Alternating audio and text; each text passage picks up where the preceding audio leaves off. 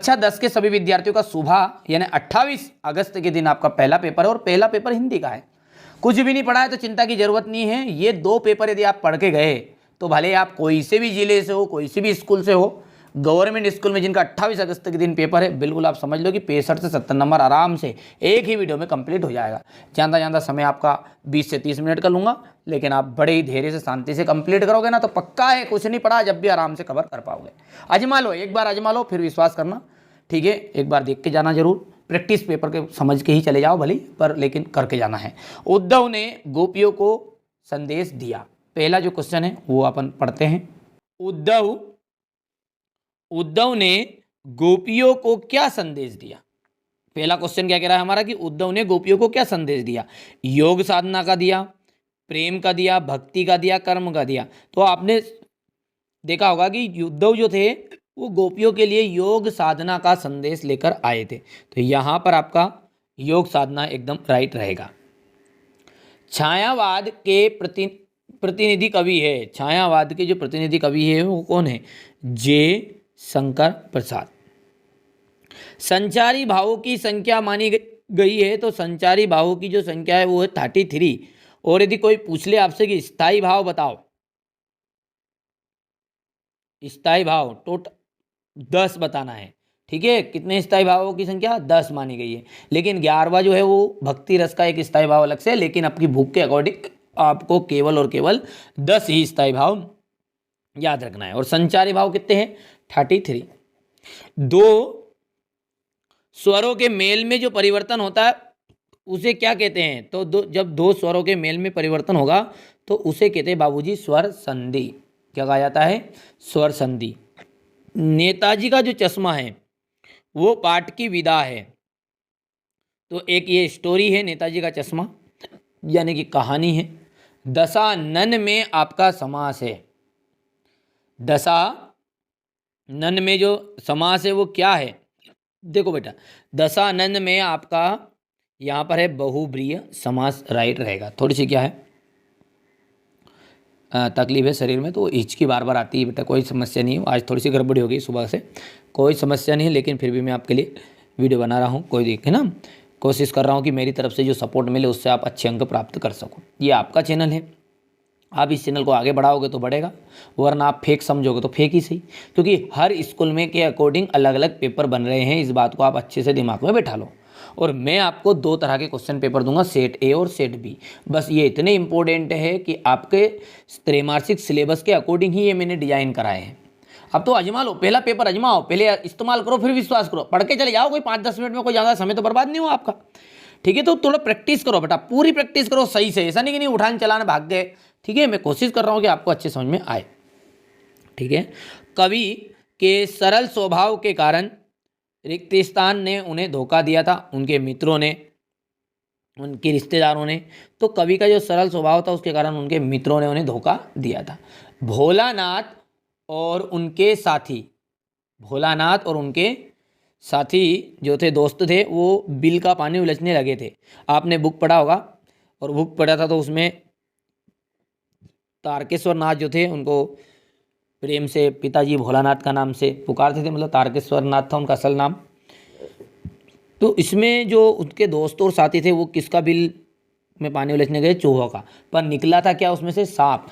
ध्यान रखना है, जब पानी उलझने लगे तो क्या निकला था, सांप निकला। और सबके दोस्त मित्र जो है वो गिरते उठते पड़ते भाग गए, और फिर वो डर के मारे जो भोलानाथ है वो अपनी माता की गोद में या आंचल में जाकर छिप गए थे, ठीक है। प्रबंध काव्य जो है वो कितने प्रकार के होते हैं, यहाँ पर 3 ऑप्शन है आपके पास में, 3, 5 की 2, ठीक है। तो भैया यहाँ पर आपका जो प्रबंध काव्य है वो होता है 2 प्रकार का। अब ये कैसा, इसका थोड़ा सा बेसिक कॉन्सेप्ट है, इससे 1% तो 100% आता ही आता है।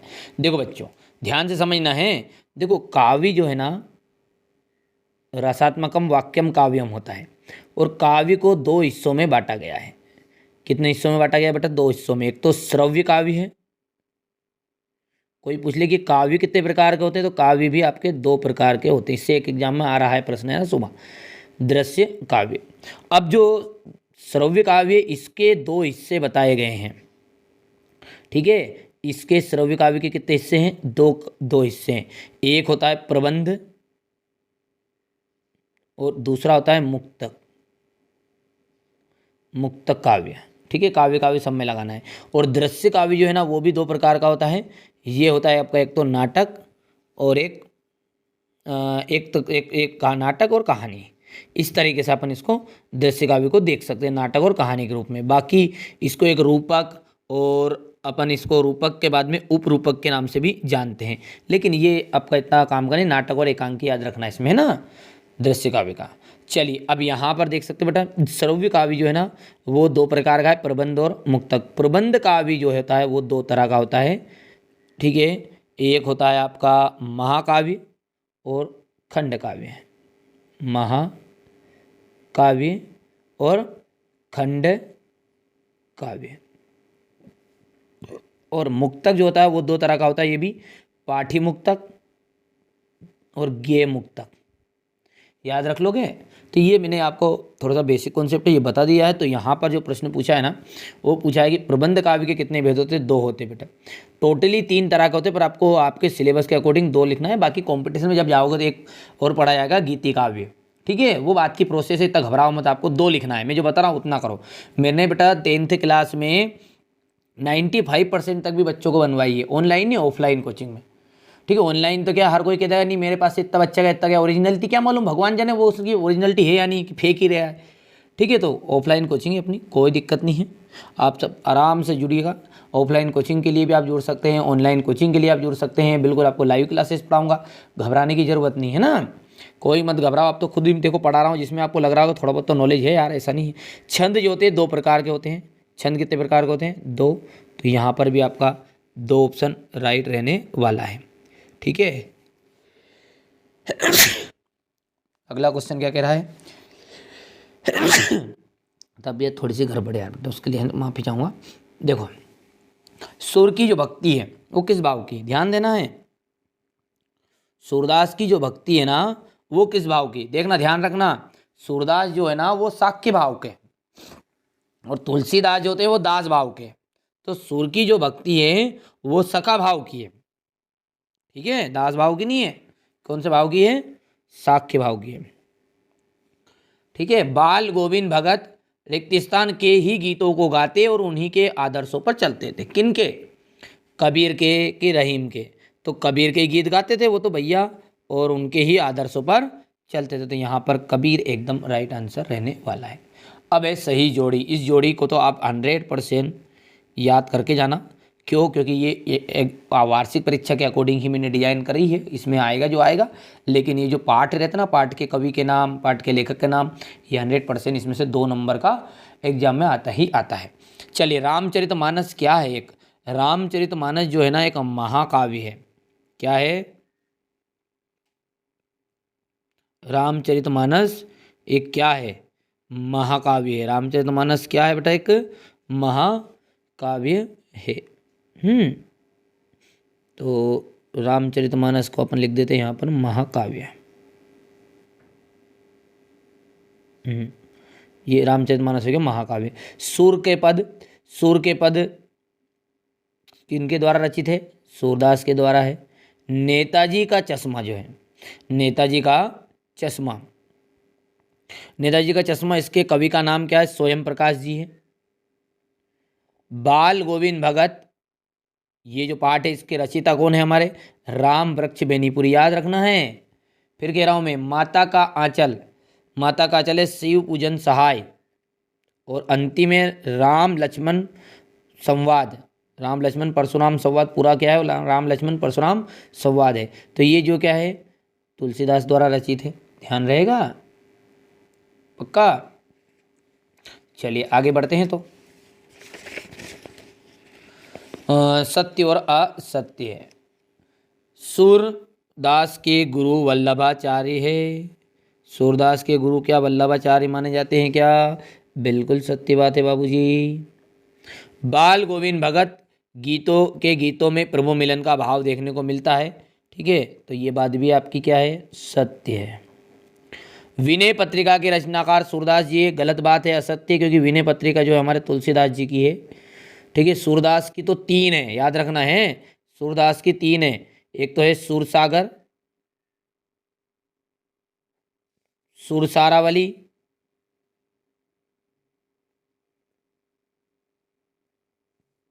और साहित्य लहरी। और इनमें से जो प्रसिद्ध है वो सूरसागर आपका प्रसिद्ध रचना है या प्रसिद्ध ग्रंथ बोल सकते हैं अपन। ठीक है। रामचरितमानस एक खंड काव्य है क्या? रामचरितमानस जो है खंड काव्य नहीं है, रामचरितमानस है महाकाव्य, इसलिए ये बात हो जाएगी आपकी असत्य। एकांकी में कितने अंक होते हैं? देखो एकांकी में होता है 1 अंक, 1 एपिसोड होता है, इसलिए ये बात हो गई असत्य। बाकी नाटक जो होता है उसमें होता है अनेक अंक। जहाँ दोनों पद प्रधान हो वहाँ दिग्गु समास होता है क्या? तो भैया वहाँ होता है आपका बहुब्रीहि समास। तो ये बात हो जाएगी आपकी असत्य। अब है आपका एक वाक्य में उत्तर। सूरदास की जो भक्ति है, सूरदास भक्ति काल के किस शाखा के कवि है? तो सूरदास जी जो है भक्ति काल की 2 शाखा है, एक तो ठीक है राम भक्ति शाखा और कृष्ण भक्ति शाखा, और उधर क्या है ज्ञानाश्रयी, एक सगुण और एक निर्गुण है। भक्ति काल की कितनी शाखा है? 2 एक तो सगुण, यहाँ पे थोड़ा सा मैं बता देता हूँ आपको इसके बारे में, याद रखना, याद कर रखने लायक चीज़ है। भक्ति काल की 2 शाखा होगा, एक तो सगुण और एक निर्गुण। और निर्गुण सगुण में आ जाएगा आपका राम भक्ति और कृष्ण भक्ति, और निर्गुण में जाएगी आपकी ज्ञानाश्रयी है, और दूसरा है प्रेमाश्रयी, याद रख लोगे। तो ये अपने जो सूरदास जी है जो है भक्ति काल के तो है, सगुण धारा के हैं, पर सगुण धारा में कौन सी है? कृष्ण भक्ति शाखा के कवि है। तो अपन लिख सकते हैं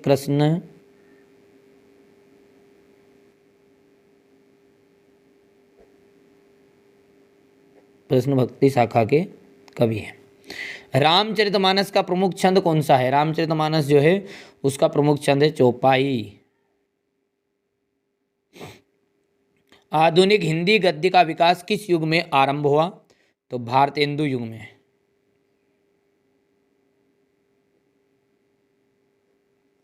गोपियों को योग का संदेश कैसा लग रहा था? गोपियों को जो योग का संदेश है वो कड़वी ककड़ी के जैसा लग रहा था। कड़वी ककड़ी के जैसा। सहस्त्रबाहु कौन था? एक शक्तिशाली राजा था।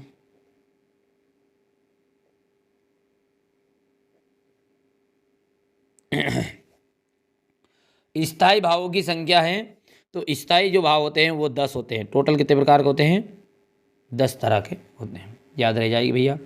अब है आपका क्वेश्चन नंबर 6 में, यहाँ से आप देख सकते हैं, थोड़ा सा इसको छोटा कर देते हैं ताकि दिक्कत नहीं आए। रीतिकाल की प्रमुख 2 कवियों के नाम बतानी है, 2 प्रमुख विशेषताएं बतानी है। फिर भैया भक्तिकाल के 2 प्रमुख कवियों के नाम बताने हैं। ठीक है, तो हम यहाँ से इसको बढ़िया से देखने वाले हैं, कोई दिक्कत नहीं है, आपको कोई चीज़ घबराने की ज़रूरत नहीं है। ये चैनल आपका चैनल है बेटा। मैं थोड़ा सा निकाल रहा हूँ अभी ना। देखो,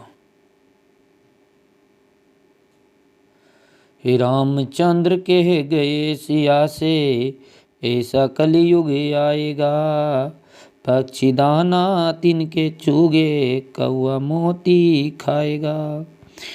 हे जी रे हे जी। देखो थोड़ा सा बड़ा कर दूं क्या? ये प्रश्न पढ़ लिया आपने, रीतिकाल हो गया, भक्तिकाल के प्रमुख 2 कवि हो गए हैं, तो ये यहाँ से अपन इसको थोड़ा सा बड़ा कर लेते हैं। यहाँ से देखो ये बात है, अब आपको क्लियर नजर आएगा। देखो रीतिकाल की प्रमुख विशेषता है बेटा, इसमें कुछ नहीं करना, ज़्यादा चीज़ याद नहीं रहनी, तो इतना सा लिख के जाना, श्रृंगार रस की प्रधानता, यहाँ पर पूर्ण विराम लगा दो। ठीक है, लक्षण ग्रंथों का निर्माण, यहाँ पर भी पूर्ण विराम लगा दो, रह जाएगी ध्यान पक्का। श्रृंगार रस की प्रधानता और लक्षण ग्रंथों का निर्माण। आगे बढ़ते हैं, ज़्यादा समय नहीं बर्बादते हैं। अब भैया ये है आपके भक्ति काल। अगला प्रश्न क्या है? भक्ति काल के प्रमुख विशेषताएं बतानी है, मतलब कवि के नाम। तो भक्ति काल का ये गलती से रीतिकाल लिखा गया है, ये प्रश्न गलत लिख दिया है। तो भक्ति काल के प्रमुख कवियों के नाम क्या है? एक तो कबीरदास है और तुलसीदास है। प्रश्न बोल रहा हूँ मैं, प्रश्न क्या है हमारा, भक्ति काल के प्रमुख प्रमुख कवियों के नाम बताने। तो ये हो गया कबीरदास और तुलसीदास, ठीक, सूरदास भी लिख सकते हैं। अब सूरदास और तुलसीदास की काव्यगत विशेषताएं बतानी निम्नलिखित बिंदुओं के आधार पर। बोलो जल्दी से, तुम ही बोल के बताओ। ये लिखा तुम्हारे सामने, सूरदास की जो रचनाएं हैं वो रचनाएं क्या क्या अभी हाल बताई थी मैंने आपको, सुरसागर, सुरसारावली और एक साहित्य लहरी। भाव पक्ष के अंतर्गत लिखना है कि सूरदास के भाव पक्ष में कृष्ण भक्ति की प्रधानता देखने को मिलती है, जिसमें इन्होंने क्या किया है, बाल लीला और संयोग वियोग का मार्मिक चित्रण किया है। अगला है हमारा तुलसीदास कहा जाएगा रामचरितमानस और विनय विनय पत्रिका, गीतावली लिख सकते हैं, दोहावली लिख सकते हैं, बहुत सारी इनकी रचनाएं। देखो तुलसीदास जी का जो भाव पक्ष है उसमें राम भक्ति की भव्यता है, जिसमें वे आदर्श समाज और मंगल लोक की कामना के साथ साम्यवादी कौन अपनाते हैं। अगला क्वेश्चन है हमारा कि साहित्य, सूर्यकांत त्रिपाठी निराला का साहित्य में स्थान लिखो। तो साहित्य, हिंदी साहित्य में इनका एक महान कवि, उपन्यासकार, कहानीकार और निबंधकार के रूप में इनका एक स्थान है। चलिए अगला क्वेश्चन क्या कह रहा है, क्वेश्चन नंबर 8 आपका, ध्यान से देखो कि उद्धव ने के व्यवहार की तुलना किन किन से की गई है। तो उद्धव के व्यवहार की तुलना कमल के पत्तों से की गई है, जो पानी में रहता है फिर भी उस पर दाग नहीं लगता। उनकी तुलना तेल की गागर से करी, जिस पर पानी की एक बूंद भी नहीं ठहरती। यहाँ तुलना गोपियों द्वारा की गई है, क्योंकि उद्धव पर कृष्ण के प्रेम का कोई प्रभाव नहीं पड़ता। चलिए इसी तरीके से बेटा ये आपको अथवा वाला क्वेश्चन करना, समय ज़्यादा बर्बाद ना हो इसलिए डायरेक्टली अब स्क्रीनशॉट आप ले सकते हैं, पढ़ लेना एक बार है। परशुराम के क्रोध करने पर लक्ष्मण के धनुष टूट जाने पर कौन कौन से तर्क दिए। बहुत पुराना था दादा, ये छूते ही टूट गया, भगवान राम में इसमें कोई दोष नहीं है, ये तो मात्र एक सहयोग था। चलिए गोपियों के अनुसार राजा का धर्म क्या होना चाहिए, फटाफट स्क्रीनशॉट मारते जाओ। गोपियों द्वारा उद्धव से योग की शिक्षा कैसे लोगों को देने की बात कही है, ठीक है। शिक्षा ऐसे लोगों को जिनका मन स्थिर नहीं है, हृदय में कृष्ण का के प्रति सच्चा प्रेम नहीं है, जिनका मन भटकाव में है, दुविधा में है, उन्हें आप ये चीज़ें दो। ये यहाँ से आप महाकाव्य और खंडकाव्य में अंतर वाला लिख लेना है, लिख लो आराम से। आचार्य विश्वनाथ के अनुसार हो गया। फिर ये क्वेश्चन नंबर आपका 11वां है, देखो बेटे ध्यान से, दोहा छंद और की परिभाषा उदाहरण सहित देनी है। तो यहाँ पर उदाहरण नहीं दिया, उदाहरण कोई सा भी एक आप लिख देना है, गलती से नहीं बनाया बच्चों ने नोट्स में। तो दोहा में आप लिख सकते हैं कोई सा भी उदाहरण लिख देना भैया, भक्ति कामी क्रोधी लालची इनसे भक्ति न होई, भक्ति करे कोई सूरमा जाति वरन कुल खोई। चलो ये याद नहीं है, इतना तो याद है आपको कि बड़ा हुआ सो क्या हुआ, जैसे पेड़ खजूर पक्षी को छाया नहीं फल लागे अति दूर, वही है वो। साई इतना दीजिए जामे कुटुंब समाए, मैं भी भूखा ना रहूं साधु ना भूखा जाए। तो ये सब क्या है, ये दोहा है। दोहा में एक दोहा अपना सबसे ज़्यादा फेमस है हनुमान चालीसा का, श्री गुरु चरण सरोज रज निज मन मुकुर सुकार बरनो एक फलचार, बुद्धिहीन तनु जान के सुमरो पवन कुमार, बल बुद्धि विद्या देव मोहि हरो कलेश विकार। ये सब क्या है, कोई सा भी दोहा लिख देना बेटा ना। चौपाई, चौपाई तो आप सब जानते ही हैं कि मंगल भवन है मंगलहारी, पूंछ पकड़ के मुंदरी मारी। अरे मंगल भवन मंगलहारी, द्रवों से दशरथ अजर बिहारी, कर लोगे। नाटक किसे कहते हैं, ये हो गया आपके सामने। गद्य किसे कहा जाता है, स्वयं प्रकाश के द्वारा रचनाएं, 2 रचनाएं बतानी है। राम वृक्ष बेनी की 2 रचनाएं। भाषा शैली हो गई नेताजी सुभाष चंद्र बोस को, ठीक है। भगत ने अपने बेटे की मृत्यु पर कौन कौन सी भावनाएं व्यक्त और किस तरह से की। बाल गोविंद भगत की चारित्रिक विशेषताएं बतानी है। देखो नेताजी का चश्मा, नेताजी सेनानी ना होते हुए भी चश्मे वाले को लोग कैप्टन क्यों कहते हैं, ये आपका आ जाएगा। मुहावरा और लोकोक्ति में अंतर हो गया, ये अंतर हो गया। बच्चे माता पिता के प्रति अपने प्रेम को कैसे व्यक्त करते हैं सब जानते ही हैं। खेल खेल में शरारतें करते हैं, उनका गोद में आके बैठ जाते हैं, गले से लग जाते हैं, इस तरह से प्रेम व्यक्त करते हैं। भोलानाथ अपने साथियों को देखकर सिसकना क्यों भूल गए। दीपावली पर बेटे और माँ के बीच में संवाद बताना है, ये हो गया इतना। ये राष्ट्रीय एकता वाला गया। नाथ संबोधनो भंज निहारा होयों को एक दास तुम्हारा। बेटा ये सारे के सारी चीज़ें मैंने टॉपिक पहले से भी चैनल पर पढ़ा रखा है, नहीं देखा तो अब जुड़िए अभी एक बार और फिर से। जैसी त्रैमासिक परीक्षा खत्म हो जाएगी अपन बेटा लाइव क्लास का करेंगे, फ्री रहेगा एकदम फ्री, देखो आपको लगे कि हाँ यार ये व्यक्ति अपने लिए मेहनत कर रहा है तो वास्तविक जुड़ो इस चैनल के साथ। ये चैनल एमपी बोर्ड के अकॉर्डिंग ही है। 10th तो पढ़ाएंगे सभी, पर कुछ चैनल वाले ऐसे कि जो 10th तो पढ़ाते वो यूपी बोर्ड, बिहार बोर्ड, सब बोर्ड पढ़ाते। बेटा अब एमपी बोर्ड का यदि ऐसा चैनल मिल जाएगा नहीं यार जो अपने को वास्तव में एमपी बोर्ड ही पढ़ा रहा है, तो वो चैनल ये एक वास्तविक चैनल है, एकमात्र चैनल है जिस पर छोटे छोटे बच्चों से लेकर कि हमारे ऐसे बच्चे की जो कुछ ग्रामीण क्षेत्र से आते हैं, भले ही कोचिंग कहीं पे लगाई आपने, पर बेटा एक बार जरूर इस चैनल के साथ जुड़ो। आप कोई पैसे तो लग नहीं रहे आपके, ठीक है। 1 घंटा 2 घंटा निकालो इसके लिए चैनल के नाम से, और आप इससे पढ़ाई भी करो। जमे तो करना, नहीं जमे तो कोई बात नहीं, 2-4 दिन देख लो अंदाज आया समझ में भैया। और वास्तव में लगे आपको कि नहीं यार हम मेहनत कर रहे हैं, तो बेटा जुड़ो यार, हमारी मेहनत को सार्थक बनाओ। सार्थक मेहनत जब भी होगी जब आप हमारे साथ जुड़ोगे। और मैं ऐसे बच्चों को जोड़ना चाह रहा हूँ कि जो वास्तविकता एमपी में टॉप करना चाहते हैं। मैं आपके साथ खड़ा हूँ, कंधे से कंधा मिलाकर। वास्तविक भले मानो आप, भले मत मानो, यदि आप चाहो और जुड़ के देख लो, है ना। मैं 10th क्लास वाले बच्चों के साथ कभी भी धोखा नहीं करता बेटा।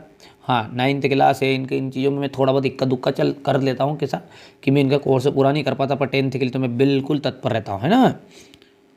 10th वालों के लिए मैं हमेशा मॉडल पेपर भी दूंगा। वार्षिक के लिए पहले से कोई वार्षिक का कोई रियल पेपर नहीं मिलेगा, कहीं भी है, अभी से समझा रहा हूँ, अभी भी मौका है।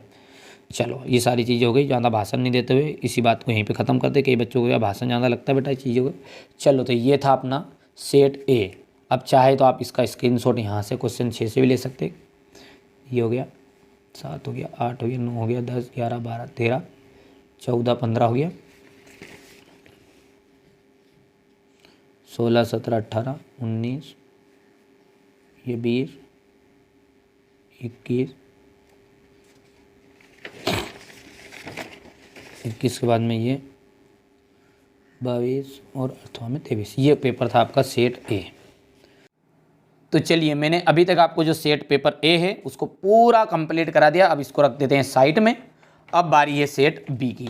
देखिए सेट बी जो है उसको भी आप आराम से करना, और यदि ये पेपर भी आपने कर लिया आराम से तो आप समझ लो कि 65-70 नंबर आप आराम से कंप्लीट कर पाओगे। चलिए तो शुरू करते हैं सेट बी को। इससे रिलेटेड क्वेश्चन भी पूछेगा ना तो भी आपका काम हो जाएगा। प्रयोगवाद के जनक माने जाते हैं। देखो प्रयोगवाद के जो जनक है ना वो है अज्ञ। एकांकी में कितने अंक होते हैं? देखो रे भैया एकांकी में होता है 1 अंक है। कोई पूछ ले कि नाटक में कितने अंक होते हैं, तो नाटक जो है ना उसमें होते हैं अनेक अंक। कितने अंक होते हैं उसमें? नाटक में अनेक अंक होते हैं। चलिए सूरदास की रचना है। देखिए सूरदास की वास्तव में आपकी जो बुक है ना उसके अंतर्गत 3 रचना है। एक सूरसागर है, सूरसारावली है, और एक और मैं यहाँ पे लिख देता हूँ साहित्य लहरी। क्या है? साहित्य लहरी। तो यहाँ पर 2 रचना है, बाकी रामचरितमानस है तुलसीदास की। तो इसलिए आ और बा दोनों ऑप्शन राइट रहेंगे, यानी कि दा ऑप्शन पे आपको क्लिक करना है। दूध का दूध और पानी का पानी, इसका मतलब क्या होता है सभी जानते हैं, सही न्याय करना। ठीक है, सही न्याय। दशानन में कौन सा समास है? दशानन में आपका समास होता है बहुब्रीहि समास। नेताजी का जो चश्मा है पाठ की विधा, ये क्या है? एकांकी है, नाटक है, व्यंग है, कहानी है, निबंध है, क्या है? तो ये आपकी एक कहानी है नेताजी का चश्मा। ध्यान रखोगे? ठीक है, नेताजी का चश्मा जो है कहानी है, स्टोरी है। परशुराम, परशुराम ने, ये परशुराम ने आएगा यहाँ। परशुराम ने किसकी भुजाएं काटी थी? रावण की, सहस्त्रबाहु की, शिशुपाल की। तो सहस्त्रबाहु की भुजा उन्होंने काटी थी।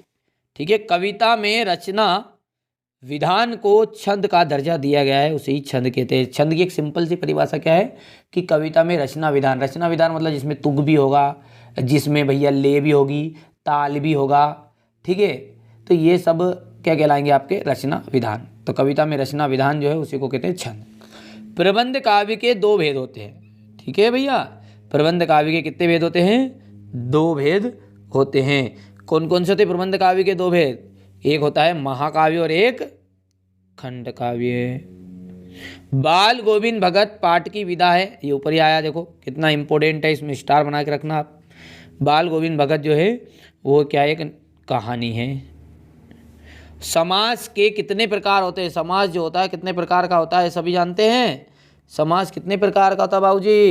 3 का। 3 तो होती है संधि, स्वर संधि, व्यंजन संधि और विसर्ग संधि। और समास होता है 6 प्रकार का। कितने प्रकार का होता है? 6। गंतों का अर्थ क्या है? पहाड़, कटाव, भेटुआ, तो पहाड़ यहाँ पर राइट रहने वाला है। सही जोड़ी, सही जोड़ी आपको समझाना है। विनय पत्रिका, देखिए विनय पत्रिका जो है वो किनकी रचना है, तो तुलसीदास जी की रचना है ये विनय पत्रिका। काव्य की आत्मा रस को कहा गया है। नगर पालिका का कार्य, नगर पालिका का कार्य ये होता है कि सड़कें पक्की करवा देता है। कलम का जादूगर, कलम का जादूगर है आपके राम वृक्ष बेनीपुरी को कलम का जादूगर कहा गया है। आंख चुराना, आंखों को छुपा देना, ठीक है, कि नजरें बचाना, कि पहला आंचलिक उपनय तो हो नहीं सकता, दोनों में से एक कन्फ्यूजन कर रहा है अपने को। आंख चुराने का मतलब होता है नजरें बचाना, ठीक है, आंखों को छुपा देना नहीं है, नजरें बचाने को कहते हैं अपन आंख चुराना। देहाती दुनिया के रचनाकार, जो देहाती जो दुनिया है वो आपका एक उपन्यास है। आई एम सॉरी, इसमें अपन ने गलत बोल दिया कि रचनाकार देहाती दुनिया के एक उपन्यास है और पहला आंचलिक उपन्यास है। याद रहेगा भैया, रहेगा भैया। चलिए आगे बढ़ते हैं और अगला क्वेश्चन क्या कह रहा है हमारा, एक वाक्य में उत्तर है। देखिए क्या कह रहा है एक वाक्य उत्तर में,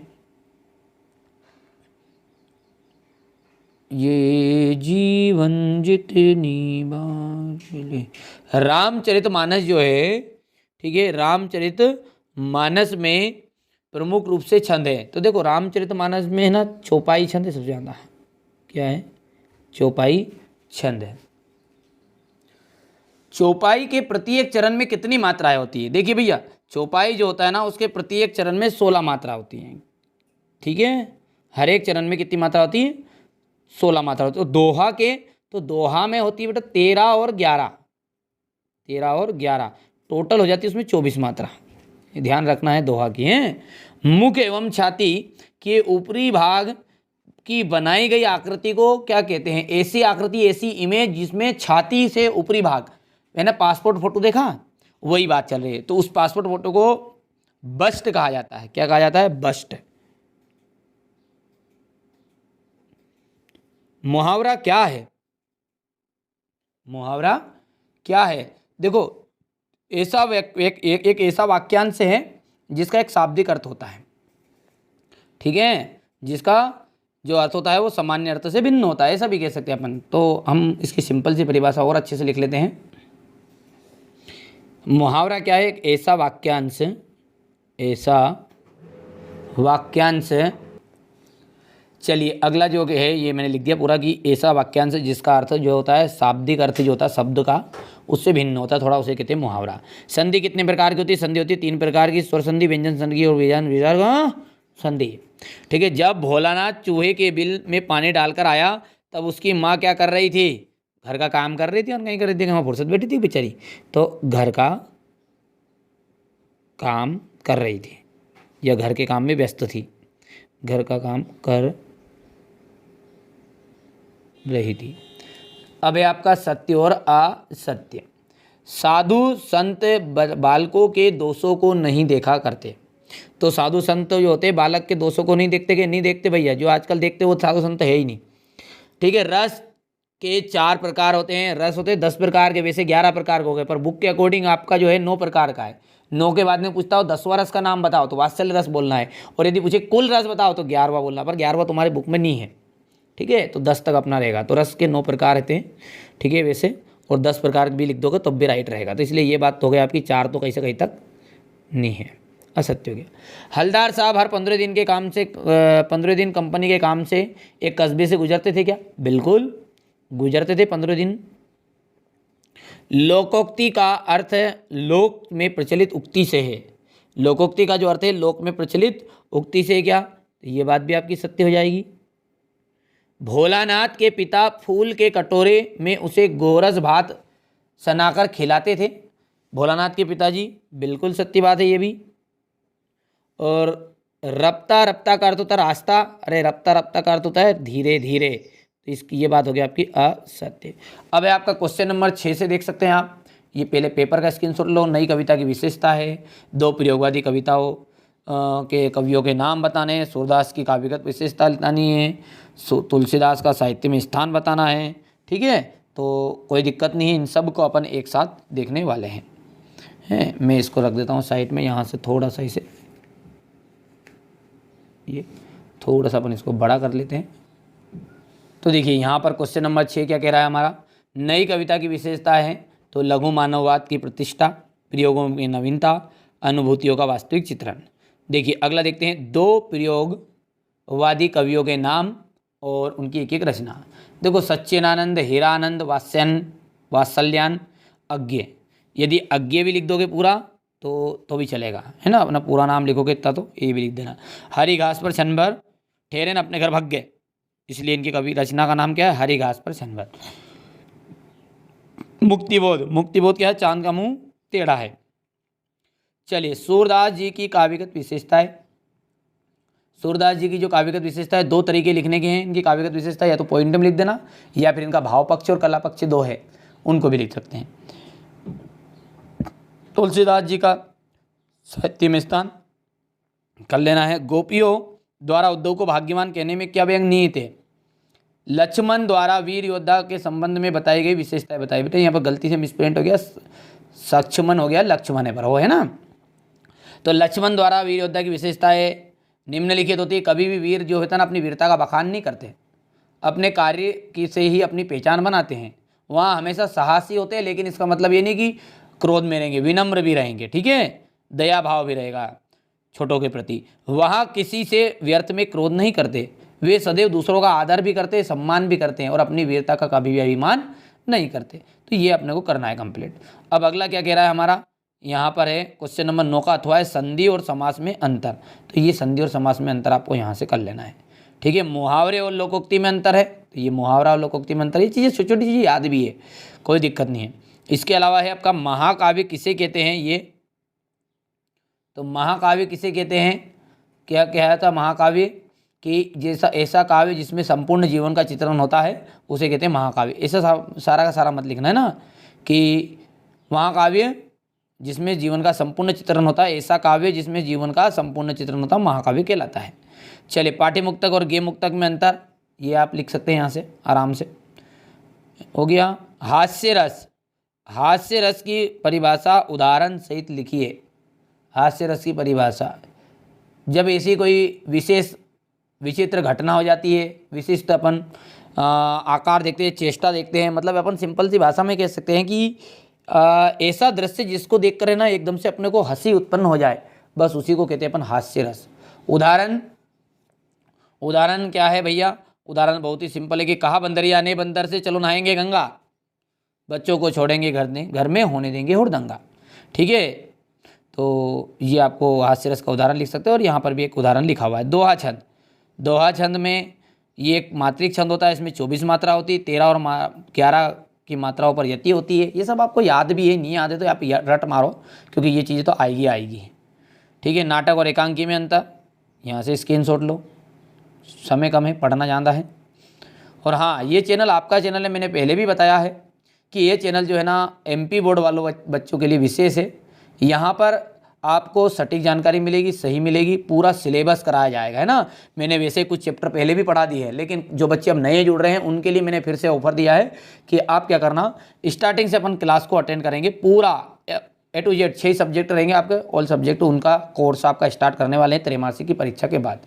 कुछ वीडियो लेक्चर रिकॉर्डिंग आएंगे, कुछ आएंगे आपके लाइव, आप जरूर देखना। ये चैनल आपका चैनल है दादा, ठीक है। इसको आगे बढ़ाओगे तो बढ़ेगा, नहीं बढ़ाओगे तो कोई बात ही नहीं, ठीक है। अजमा लो, भले आप कई जगह प्राइवेट स्कूल में पढ़ते हो, भले गवर्नमेंट स्कूल में पढ़ते हो, कोचिंग भी लगाई है ना, जब भी चिंता की जरूरत नहीं, एक बार मिलान करो, जमे 1 घंटा निकालो, बस ज़्यादा नहीं, 1 घंटा निकालना है चैनल के नाम से, आप है ना, कोई पैसे तो आपसे ले नहीं लिए, फ्री में है सारी चीज़ें, कंप्लीट करना देना, ये आपका चैनल है ना। चलिए, सेनानी ना होते हुए भी चश्मे वाले को लोग कैप्टन क्यों कहते थे? इसलिए कैप्टन कहते थे कि वो सच्चा देशभक्त था, उसके हृदय में देश के प्रति सम्मान था, वह हर हाल में जो हमारा जो सुभाष चंद्र बोस की मूर्ति थी उस पर चश्मा देखे बिना नहीं रहता था, तो एक सच्चा देशभक्त था। इसलिए कोई बच्चा उसको निकाल लेता चश्मे को, वाकई जाके लगा देता, इसलिए कह सकते हैं कि सेनानी ना होते हुए भी लोग उसको चश्मे वाले को लोग कैप्टन कहते थे। भगत की पुत्रवधू उन्हें अकेला क्यों नहीं छोड़ना चाहती थी? क्योंकि वहाँ जानती थी कि भगत अकेले है और बुढ़ापे में उनकी कोई देखभाल करने वाला नहीं है, और ये दिन रात क्या थे, कबीर के गीतों को गाते थे, तो इस कारण से भी उसकी पुत्रवधू यानी बहू बहू जो है वो उसे अकेला नहीं छोड़ना चाहती थी। नेताजी की मूर्ति में कौन सी कमी खटकती थी? नेताजी की जो मूर्ति थी बिल्कुल टनाटन थी, अच्छी थी, लेकिन एक ही चीज़ थी कि सुभाष चंद्र बोस की जो मूर्ति थी उसमें चश्मा नहीं बनाया था साहब। चश्मे के बिना मूर्ति अधूरी लगती थी, इसलिए मूर्तिकार या तो चश्मा बनाना भूल गया या फिर चश्मा टूट गया। तो नेताजी जो अब कैप्टन था वो कैप्टन उस पर चश्मा पहनाया करता था, इसलिए तो उसे चश्मे वाला कहते थे, कैप्टन कहते थे मतलब चश्मे वाले को लोग। हिंदी गद्य की विधाएं कर लेना है कंप्लीट। ये आपका प्रबंध काव्य को परिभाषित करना है, ये आपकी काव्य की परिभाषा हो गई है। रेखा चित्र और संशय स्मरण में अंतर है, ये कर लोगे आराम से। यहाँ से आप देख सकते हैं, ये हो गया आपका, ठीक है। ये समय कम है इसलिए, नहीं तो बाकी एक एक चीज़ों को मैं कंप्लीट कराता। लगभग मिनिमम 1.5 से 2 घंटे की क्लास रहती है, और यदि आप सब सपोर्ट करोगे तो अगला जो वीडियो आएगा ना वो मैं जरूर, आप कमेंट करना कि भले आप लॉन्ग वीडियो बने, भले 1 घंटा का बने, ठीक है, हम देखेंगे बिल्कुल। तो आप यदि देखोगे तो मैं 1 घंटा तक भी मेहनत करने के लिए तैयार हूँ, और अच्छे समझाऊंगा। मैथ्स में जरूर देखना है, मैथ्स की क्लास, बाकी सारी क्लास अपन पढ़ाते, कोई दिक्कत नहीं है ना। ये हो गया। इस साल 2 तरह के पेपर आने वाले, बेसिक और स्टैंडर्ड। कई बच्चों को तभी ये खबर ही नहीं होगी कि हमारा पेपर काहे का आएगा। चलिए तो कोई बात नहीं है, ये हो गया। अगला देखते हैं, ये है आपका निबंध, ठीक है। तो इस तरीके से मैंने जो आज आपको बताया है ना, ये आपको क्वेश्चन पेपर बता दिया सेट बी हिंदी का, देख सकते हैं। चाहे तो आप इसका भी स्क्रीनशॉट ले लो, ताकि पेपर का स्क्रीनशॉट भी जाएगा आपके पास में। ये क्वेश्चन नंबर 10, और आके मिलाना जरूर कितने आए कितने नहीं आए, ठीक है। भले आपकी स्कूल में पेपर बन रहे हैं, लेकिन ये जो पेपर बता रहा हूँ ना, 2 पेपर ए और बी यदि कंप्लीट करके गए तो आके मिला लेना आप तो भले एक बार। अभी नहीं मानो तो आके मिलाना एक बार जरूर।